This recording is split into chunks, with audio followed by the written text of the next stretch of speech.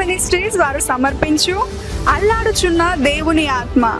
దేవుని నామానికి స్తోత్రం. ప్రియమైనటువంటి సహోదరి సహోదరులారా, మీ అందరికీ ప్రభు అయినటువంటి యేసుక్రీస్తు ప్రశస్తమైన నామంలో నేను మీకు శుభములు శుభాభివందనాలు తెలియచేస్తూ ఉన్నా. మీరందరూ బాగున్నారు కాదు? చాలా సంతోషం. దేవుడు మనందరినీ కాపాడాడు. ఆయన మహాకృప చేత ఈ రీతిగా మనం కాపాడబడ్డాం. ఇది నేను చూసే భాగ్యం దేవుడు మనకిచ్చినందుకు దేవునికి నిండు స్తోత్రాలు స్తుతులు చెల్లిద్దాం. దేవునికి స్తోత్రం. హల్లెలూయా. సరే సమయంలో మరొకసారి ఈ రీతిగా దేవుని యొక్క వాక్యాన్ని పంచుకోవడానికి దేవుడు తన మహాకృపను మా ఎడల చూపించాడు. అదే కాకుండా వాక్యం వినడానికి దేవుడు మీ ఎడల కూడా దేవుడు కృప చూపించాడని దేవుడిని స్తుతిస్తున్నాం. ప్రియులారా, ఈ సమయంలో దేవుని యొక్క వాక్యానికి ముందు మనం ప్రార్థన చేద్దాం. దయగలిగిన మా తండ్రి, కళ్ళు మూసుకుందాం. యేసయ్యా, నీ సన్నిధానంకి వస్తున్న మీ భాగ్యం మీరు మాకు ఇచ్చినందుకు స్తోత్రాలు. గతించిన కాలమంతా మీరు మాతో ఉన్నారు. ఏనాడు మమ్మల్ని విడిచిపెట్టలేదు, విడబాయలేదు, దాటిపోలేదు, కాదనలేదు. నీ మహాదయని బట్టి ప్రభువా మీరు మమ్మల్ని కాపాడినందుకు స్తోత్రం. ఈ దినం చూసే భాగ్యం ఇచ్చినందుకు వందనాలు. నీ సన్నిధికి వస్తున్నాను, నువ్వే మాట్లాడు, మా మీద అద్భుతాలు చేసి కాపాడండి.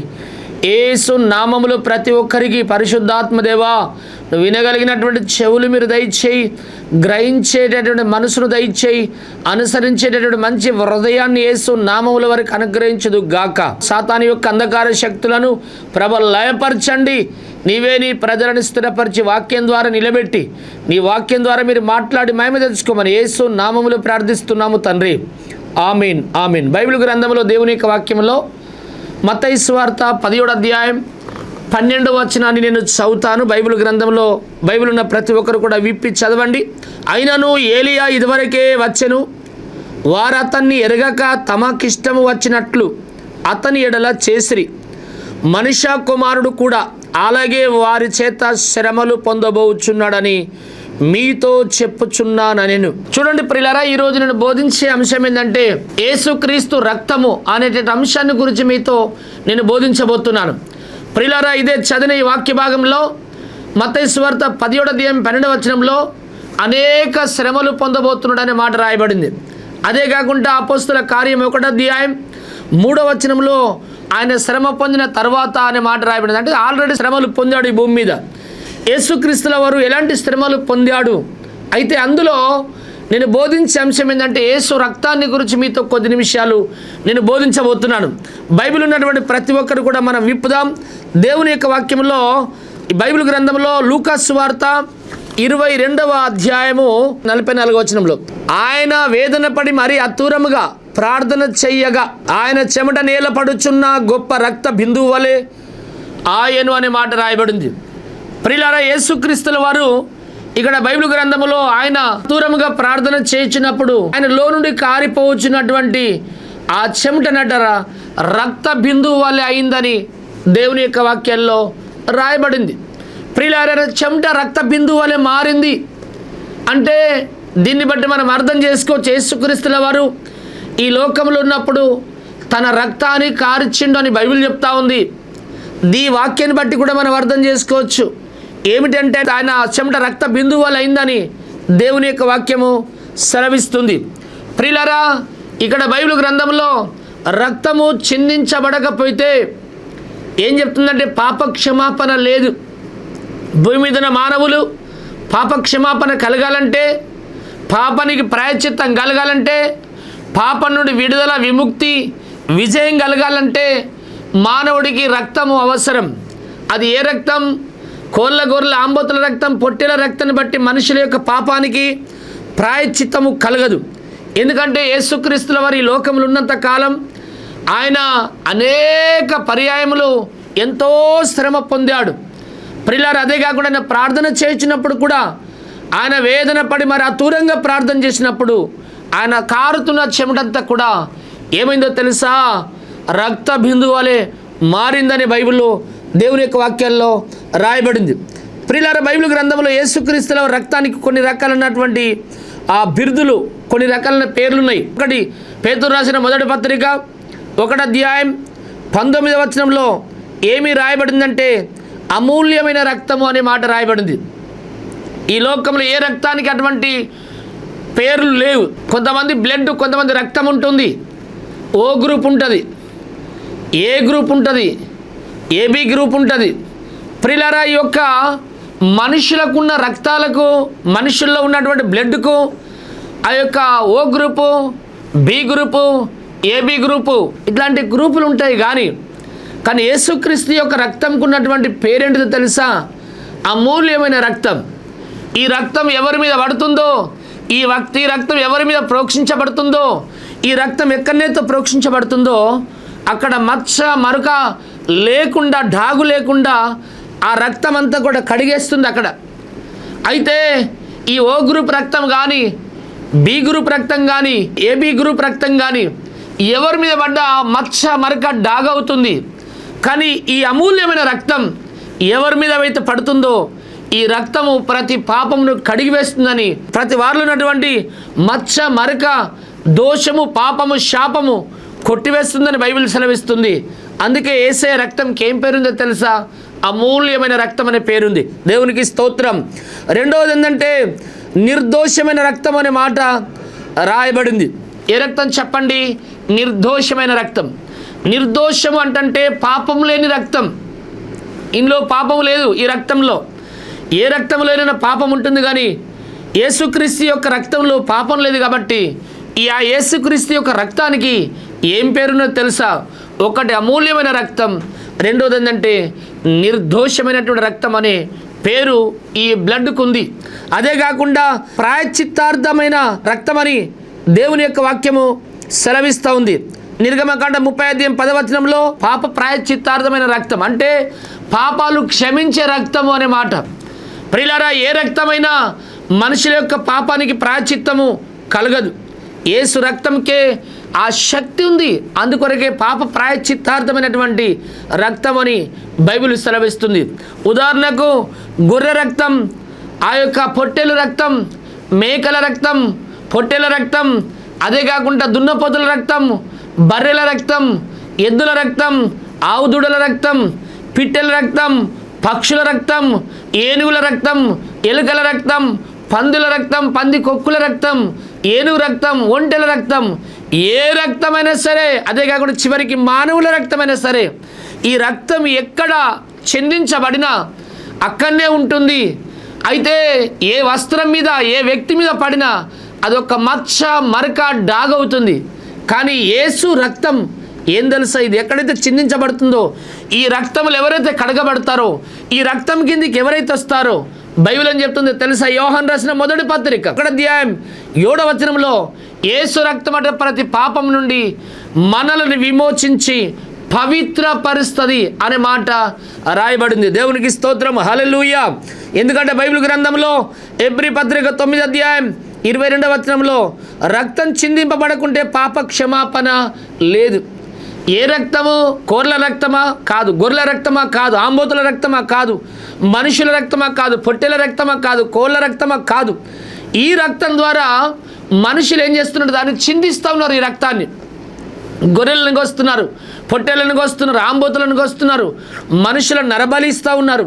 ఎందుకంటే ఈ నరబలిస్తే పాపదోషం తొలగిపోతుంది, శాపం కొట్టివేయబడుతుంది, గండం అపాయం తప్పుతుంది, శని కొట్టివేయబడుతుంది అని చెప్పి కొంతమంది నరబలిస్తూ ఉన్నారు, రక్తము చిందిస్తున్నారు, మనిషిని చంపుతూ ఉన్నారు, గొర్రెలను చంపుతూ ఉన్నారు, పొట్టెలను చంపుతూ ఉన్నారు, మేకలను చంపుతున్నారు, దునపోతులను చంపుతూ ఉన్నారు, ఆవుదూడలను, ఆంబోతులను చంపుతున్నారు, చివరికి మానవుల రక్తాన్ని కూడా చిందిస్తూ ఉన్నారు.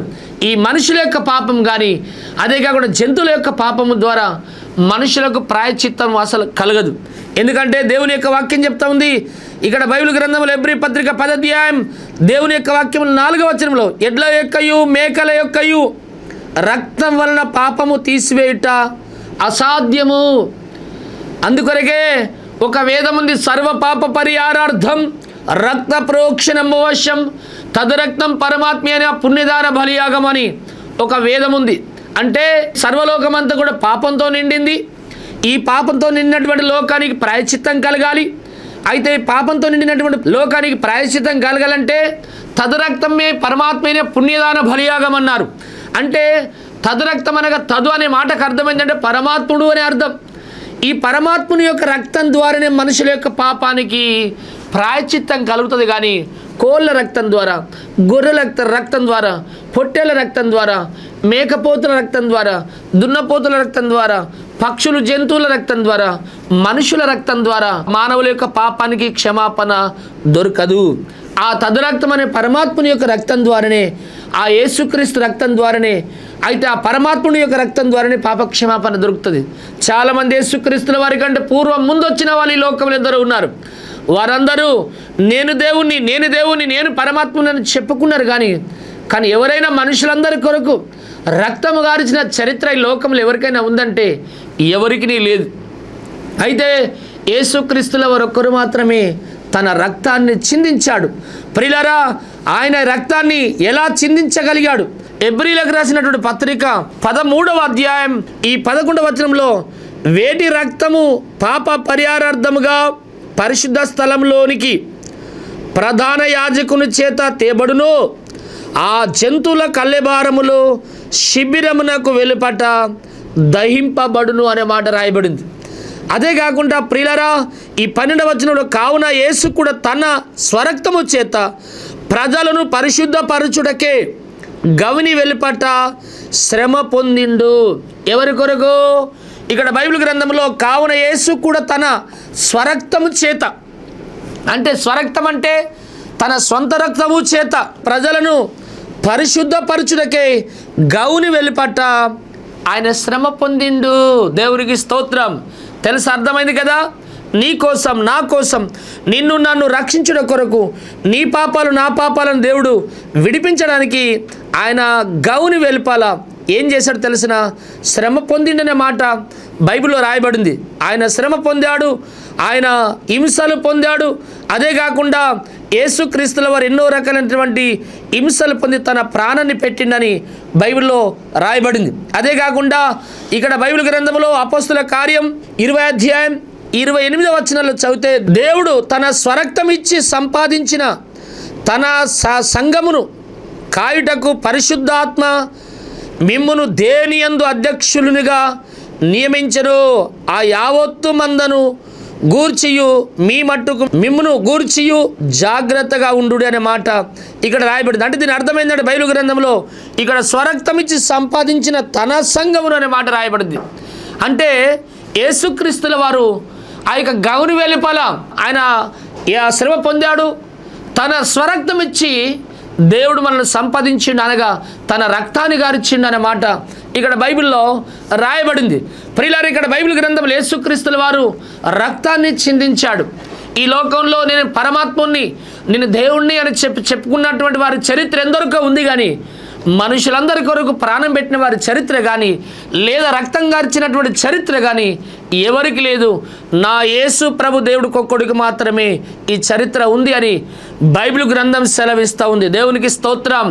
ఎవరైనా యుద్ధాలు చేశారు, ఇంకోళ్ళ రక్తాలు తీశారు, అవసరమైతే ఇంకోళ్ళ ప్రాణాలు హత్య చేశారు. కానీ ఎవరు ఇతరుల కొరకు రక్తం గార్చిన చరిత్ర ఎవరికి లేదు. అందుకనే తదరక్తైన పరమాత్మైన పుణ్యదానము అనే మాట బైబిల్లో రాయబడింది. ప్రియులారా, సర్వపాప పరిహారార్థం రక్త ప్రోక్షణం భవశ్యం, తదు రక్తం పరమాత్మైన పుణ్యదాన బలియాగం. అనగా తదు రక్తం అనగా పరమాత్ముని యొక్క రక్తము ఆయన చిందించిండనగా పరమాత్ముడికి లోకానికి వచ్చి తన రక్తాన్ని చిందించాడు. ప్రియులారా, ఇంతవరకు నీ జీవితాల్లో ఏ రక్తాన్ని నువ్వు ఆశ్రయిస్తున్నావో, ఏ రక్తాన్ని నువ్వు చిందిస్తున్నావో, నువ్వు చిందించే రక్తం, నువ్వు అర్పించే బలి ద్వారా మానవులకు పాప క్షమాపణ లేదు, లేదా నీ జీవితానికి పాప క్షమాపణ లేదు. అయితే నీ పాపాలు క్షమించడానికి, నీ పాపాలు కూదుర్చడానికి, నీ పాపాలను పవిత్రపరచడానికి యేసుక్రీస్తుల వారు 2024 సంవత్సరాల క్రితం ఆయన ఈ లోకానికి వచ్చాడు. ఆయన ఈ లోకానికి వచ్చి ఆయన భూమి మీద 33.5 సంవత్సరాలు ఈ లోకంలో జీవించి ఆయన తాను వెళ్ళవలసిన గడియ వచ్చినప్పుడు, ఇదిగో నన్ను పట్టుకోండి అని చెప్పి తనను తాను అప్పగించుకున్నాడు. ఆ తర్వాత ఆయనను పట్టుకున్నారు, ఆయన ఈడ్చుకొని వెళ్ళారు, ఆయనను తీర్పులో నిలబెట్టారు, పాపం లేనివాడుగా బయటకు వచ్చాడు. ఆయనను యేసుక్రీస్తుల వారికి మోయలేని బరువు కలిగిన సిలువను మోపారు. అదే కాకుండా వీధులను తింపారు, ఎక్కలేనటువంటి ఎత్తైన గొలుగొత్త కూడా ఎక్కించారు. ఒక్కడి దక్క 40 కొరడ దెబ్బలు కొట్టారు. అదే కాకుండా ఆయన భుజం మీద ఆ యొక్క మోయలేని బరువు కలిగిన సిలువ మోపబడింది, తలకు ముళ్ళ కిరీటం బిగించబడింది, కొరడాల చేత కొట్టారు. ఆయన వీపంతా కూడా నాగడుదును సాలువలైనప్పుడు ఒళ్ళంతా, ఇల్లంతా, స్థలంతా, వీపంతా ఎక్కడ గాయం లేనటువంటి స్థలం అంటూ లేదు. ప్రియులారా, గాయాల నుండి తన రక్తమునంతా కూడా ఈ లోకంలో ఉన్న ప్రతి మానవుల కొరకు నీ కోసం నా కోసం యేసుక్రీస్తుల వారు ఈ లోకంలో రక్తాన్ని కార్చాడు. దేవునికి స్తోత్రం. ఒకవేళ గొర్రెలను బలిని అర్పిస్తుంటే, మేకలను బలి అర్పిస్తుంటే, పొట్టేళ్లను బలి అర్పిస్తూ ఉంటే, కోళ్ళను బలి అర్పిస్తూ ఉంటే, చివరికి నరబలిని అర్పిస్తుంటే దాని ద్వారా నీకు ఏమీ ప్రయోజనమో లేదు. దాని ద్వారా మనుషుల యొక్కయు, గొర్రెల యొక్కయు, పొట్టెల యొక్కయు, వీటన్నిటి ద్వారా, వాటి యొక్క రక్తం ద్వారా పాప క్షమాపణ లేదు. ఎందుకంటే రక్తం చిందించబడకపోతే పాప క్షమాపణ లేదు అనే మాటకు నీ జీవితాల్లో ఇవన్నీ అర్పిస్తున్నాము, కానీ దాని ద్వారా క్షమాపణ లేదు. ఎందుకంటే గొర్రెల యొక్క, పొట్టెల యొక్క, మనుషుల యొక్క రక్తం ద్వారా మనుషుల యొక్క పాపం తీసివేయటం అది అసాధ్యం. అయితే పరమాత్ముని యొక్క పుణ్యదానం ద్వారానే మనుషులకు ప్రాయశ్చిత్తం కలుగుతూ ఉంటుంది. అయితే ఆ పరమాత్ముడి లోకంలో ఎవరు, ఆ యొక్క పరమాత్ముడికి లోకంలో ఎవరు రక్తం చిందించలేరు. యేసుక్రీస్తు ఒకడు మాత్రం ఈ లోకానికి వచ్చి రక్తం చిందించాడు. ఒకవేళ నీ జీవితాల్లో రక్తము చిందించే జీవిత చరిత్రలో యేసుక్రీస్తుకు ఒకడికి మాత్రం ఉంది. ఆయన దగ్గరికి రండి, మీ పాపాలు ప్రభు దగ్గర ఒప్పుకోండి, ఆయనను అంగీకరించండి. ఆయన 2024 సంవత్సరాల క్రితం ఈ లోకానికి వచ్చాడు. ఎన్నో అద్భుతాలు చేశాడు, ఎన్నో ఆశ్చర్యమైన కార్యాలు చేశాడు. కుంటివారికి కాళ్ళు ఇచ్చాడు, గుడ్డివారికి చూపునిచ్చాడు, కుష్ఠరోగులను శుద్ధులుగా చేశాడు. అదే కాకుండా శాంతర వ్యాధి కలిగిన వారిని బాగు చేశాడు, సొమ్మ వ్యాధి కలిగిన వారిని బాగు చేశాడు, కుష్ఠరోగులను బాగు చేశాడు, దయ్యాలు వెళ్ళగొట్టాడు. సర్వలోక మానవుల కొరకు యేసుక్రీస్తుల వారు ఆయన సిలువలో చనిపోయి తన రక్తాన్ని కార్చాడు. దేవునికి స్తోత్రం, హల్లెలూయా. నా ప్రియ సహోదరి సహోదరుడా, ఆ రక్తం దగ్గరికి నువ్వు వచ్చినట్లయితే, ఆ రక్తం నువ్వు ఆశ్రయించినట్లయితే, ఆ రక్తంలో నీ పాపాలు కడుక్కున్నట్లయితే నీకు పాప క్షమాపణ దొరుకుతుంది. నువ్వు కోళ్ళను అర్పించడం ద్వారా క్షమాపణ నీకు లేదు, నువ్వు గొర్రెలను అర్పించడం ద్వారా క్షమాపణ నీకు లేదు. అదే కాకుండా నువ్వు పొట్టేల రక్తమును అర్పించడం ద్వారా, పొట్టేళ్లను బలించడం ద్వారా నీకు పాప క్షమాపణ లేదు. నువ్వు నరులను అనగా మనుషులను బలించడం ద్వారా నీకు పాప క్షమాపణ లేదు. కానీ అయితే నీ కొరకు నా కొరకు బలియాగమైపోయినటువంటి పరమాత్ముడు ఉన్నారు. ఆయన పేరు యేసుక్రీస్తుల వారు. ఆయన దగ్గరికి వచ్చినప్పుడు నీకు పాప క్షమాపణ దొరుకుతుంది, నీకు రక్షణ దొరుకుతుంది. దేవునికి స్తోత్రం, హల్లెలూయా. ప్రియులారా, యేసుక్రీస్తు యొక్క రక్తం ద్వారా, ఆ యేసుక్రీస్తు యొక్క రక్తం దగ్గరికి వచ్చి ఆ రక్తంలో నీ పాపాలు కడుక్కున్నట్లయితే, ఆ రక్తము గార్చిన పరమాత్మను అంగీకరించినట్లయితే, ఆ పరమాత్ముడి దగ్గరికి వచ్చి ఆయనను నమ్ముకున్నట్లయితే, ఆయన కార్చిన రక్తం ద్వారా ఎలాంటి మేలు దొరుకుతాయో తెలుసా? ఒక్కటి, బైబిల్ గ్రంథంలో మత్తయి సువార్త 26:27 వచనంలో, మరియు ఆయన గిన్నె పట్టుకొని కృతజ్ఞతాస్తుతులు చెల్లించి వారికిచ్చి, దీనిలోని మీరందరూ త్రాగుడి, ఇది నా రక్తం, పాప క్షమాపణ నిమిత్తమై అనేకుల కొరకు చిందింపబడుచున్న నిబంధన రక్తము అనే మాట రాయబడింది. ఎవరైతే ఆ రక్తం కింద దగ్గరికి వస్తారో, ఎవరైతే యేసు రక్తమును ఆశ్రయిస్తారో, ఎవరైతే ఆయనను అంగీకరిస్తారో, ఆయన చిందించిన రక్తం ద్వారా మానవులకు కలిగే మేలేమిటో తెలుసా? ఒకటి, పాప క్షమాపణ దొరుకుతుంది. యోహాను రాసిన మొదటి పత్రిక 1వ అధ్యాయం దేవుని యొక్క వాక్యంలో 7వ వచనంలో, మనము మన పాపములు ఒప్పుకున్నట్లయితే, అయితే ఆయన నమ్మదగిన వాడు నీతిమంతుడు కనుక ఆయన మన సమస్త దుర్నీతి నుండి ఆయన మనల్ని విడిపిస్తాడని 8-9 వచనం రాయబడింది. 7వ వచనంలో, అప్పుడు యేసు రక్తం మన ప్రతి పాపం నుండి విమోచించి పవిత్రులుగా చేస్తుందని దేవుని యొక్క వాక్యం సెలవిస్తూ ఉంది. ప్రియులారా, యేసు రక్తమును ఆశ్రయించడం ద్వారా, ఆ యేసుక్రీస్తును అంగీకరించడం ద్వారా, యేసు రక్తం ద్వారా కలిగే మేలేంటిదంటే, ఒకటి పాప క్షమాపణ దొరుకుతుంది. రెండవది ఏంటంటే, రోమీలకు రాసిన పత్రిక 5వ అధ్యాయం 9వ వచనాల్లో ఏమి రాయబడిందంటే, ఉగ్రత నుండి అనగా నరకం నుండి తప్పిస్తాడు అనే మాట రాయబడింది. మొదటి తెస్సలోనికీయులకు రాసిన పత్రిక 5వ అధ్యాయం 9వ వచనంలో ఇక్కడ ఏమంటే, ఏలైనగా మన ప్రభు అయిన యేసుక్రీస్తు ద్వారా మనం రక్షణ పొందడానికి దేవుడు మనలను నియమించుడు, కానీ ఉగ్రత పాలనగా నరకానికి వెళ్ళడానికి దేవుడు మనలను నియమించలేడు అనే మాట ఇక్కడ బైబిల్లో స్పష్టంగా రాయబడింది. ప్రియులారా, యేసుక్రీస్తు రక్తం దగ్గరికి వచ్చి ఆయనను మనం అంగీకరించి ఆయన రక్తంలో ఉన్న పాపాలు కడుక్కుంటే దేవుడు ఒకటి ఏం మేలు చేస్తారంటే, ఒకటి పాప క్షమాపణ కలిగిస్తూ ఉంటాడు. రెండవది ఏంటంటే, ఉగ్రతనగా నరకం నుండి తప్పిస్తూ ఉంటాడు. మూడవది ఏంటంటే, యేసు రక్తం ద్వారా కలిగే మేళ్ళు ఏమిటంటే, ఎఫెసీ పత్రిక 2వ అధ్యాయం 13వ వచనాల్లో, అయినను మునుపు దూరాస్తులైన మీరు ఇప్పుడు యేసు క్రీస్తు నందు క్రీస్తు రక్తం వలన సమీపస్తులై ఉన్నారు అనే మాట రాయబడింది. యేసుక్రీస్తు యొక్క రక్తం దగ్గరికి వచ్చి ఆయన రక్తంలో మన పాపాలు కడుక్కొని మనం అంగీకరిస్తే మూడో మేలు ఏం చేస్తాడో తెలుసా? సమీప బంధువులుగా చేస్తూ ఉంటాడు. ఆయన మనం బంధువు అయిపోతాం, ఆయనలో మనం బంధువులమైపోతాం. మునుపు దూరాస్తులం, కానీ యేసు రక్తంలో మనం కడుక్కున్నప్పుడు, యేసు క్రీస్తును సొంత రక్షకుడుగా మనం అంగీకరించినప్పుడు ఎటువంటి జన్మ పాపివైనా, ఎటువంటి కర్మ పాపివైనా ఒకటి పాపక్షమాపణ దొరుకుతుంది. రెండోది ఏంటంటే మన జీవితంలో ఉగ్రత నుండి కానీ నరకనుడు తప్పించబడతాం.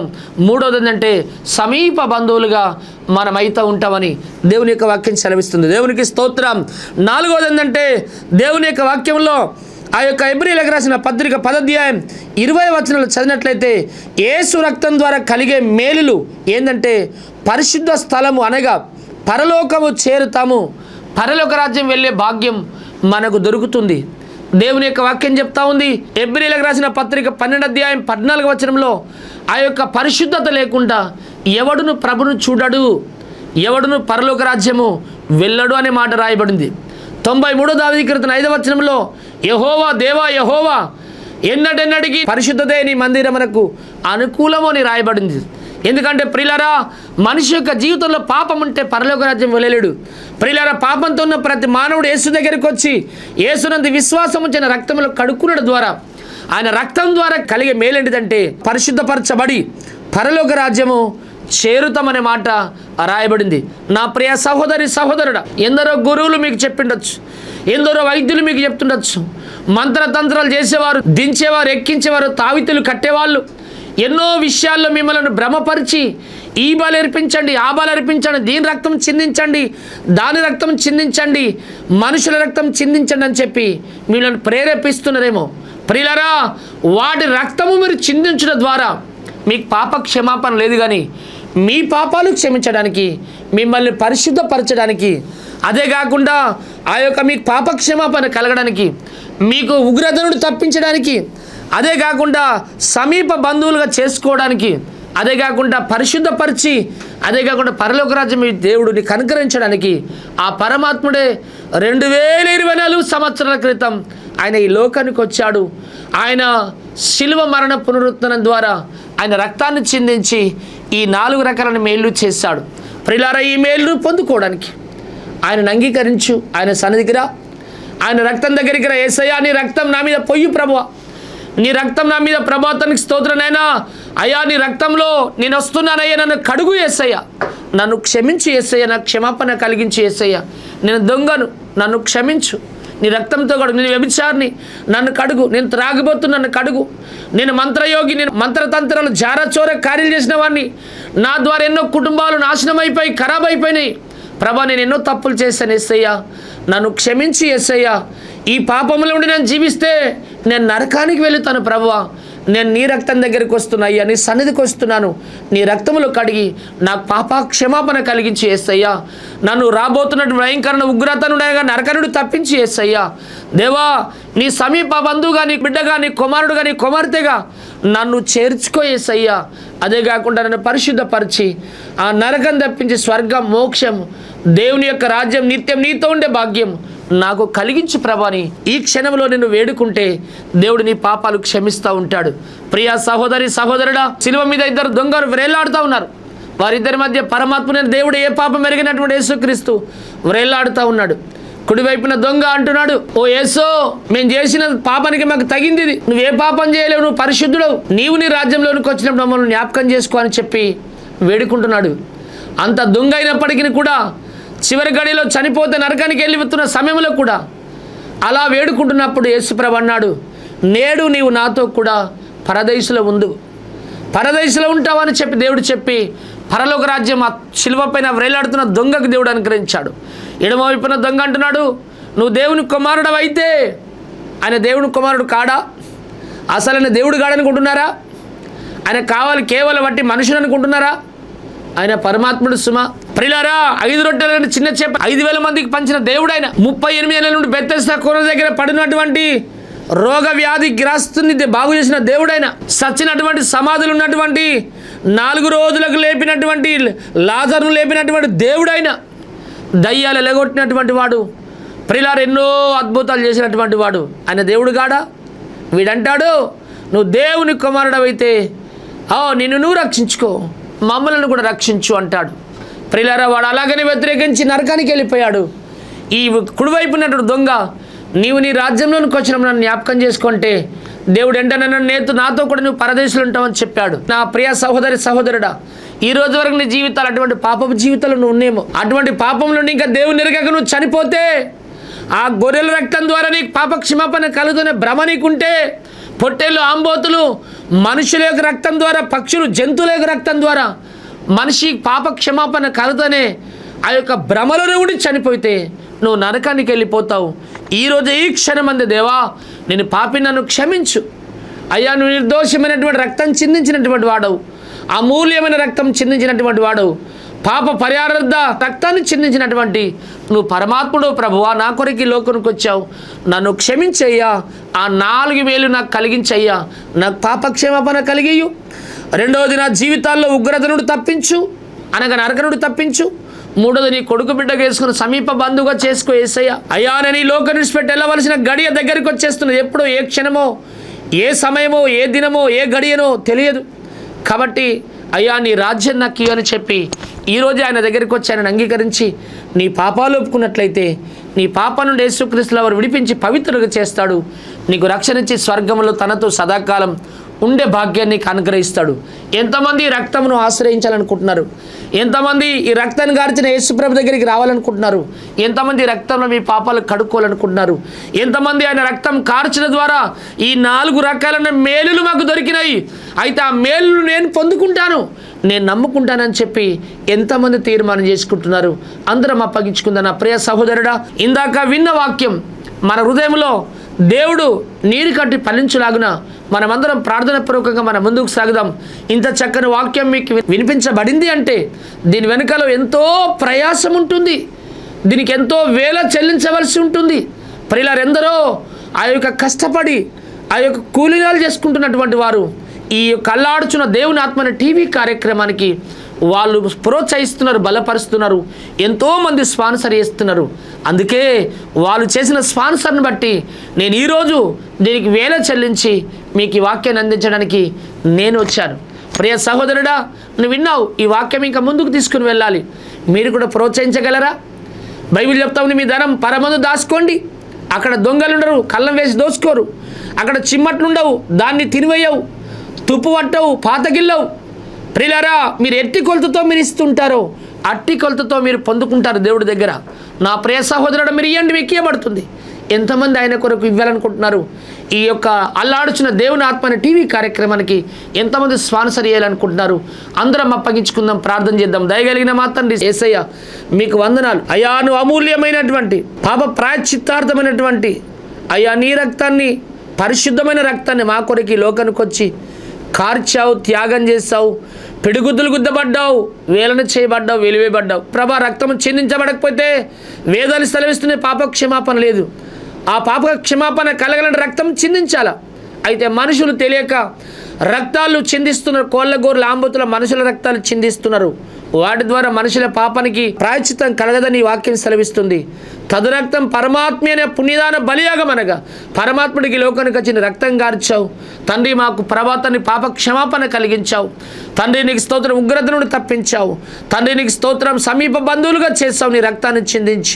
అదే కాకుండా నరకం తప్పించి స్వర్గం, పరలోక రాజ్యం మీరు మాకు ఇవ్వడానికి ఇంత గొప్ప శ్రేష్టమైన పరిశుద్ధమైన రక్తం గార్చినందుకు స్తోత్రం. ఇన్న వాక్యం ప్రతి బిడ్డ హృదయాల నీరు కట్టి ఫలింపచి నీ రక్తంలో కడగబడిన రాజ్యానికి హక్కుదారులవుడికి సహాయించి తండ్రి నీ రక్తాన్ని గురించినటువంటి విలువ వారు తెలుసుకునుదురు గాక, వారికి నీ రక్షణ కలుగును గాక. ఈరోజు స్పాన్సర్ చేసినటువంటి బిడ్డలను ఆశీర్వదించి గొప్ప రెట్టింపు దీవెన వారి కుటుంబాలకు దయచి ఇంకా అనేక స్పాన్సర్లను లేపి దీంట్లో పాలు భాగస్తులే ముందుకు సాగడానికి నీ బలమైన కృప దయచేసి మేము తెచ్చుకోండి. యేసు నామములో ప్రార్థిస్తున్నాం తండ్రి. ఆ చిరునామా పెనుయేలు ప్రార్థనా మందిరం, కరీంనగర్ రోడ్, మోర్తాడ్, నిజామాబాద్ జిల్లా, తెలంగాణ. మీరు సంప్రదించవలసిన మా ఫోన్ నంబర్లు 9849272545, 9908771146.